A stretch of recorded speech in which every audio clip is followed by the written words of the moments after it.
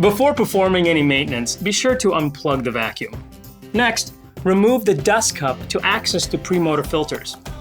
To remove the filters, lift the foam filter on the top and the felt filter underneath by the tab. Be sure to hand wash with cold water only. And air dry completely before reinstalling.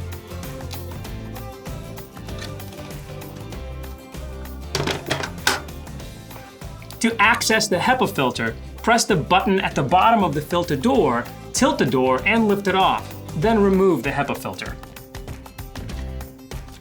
Again, be sure to hand wash with cold water only.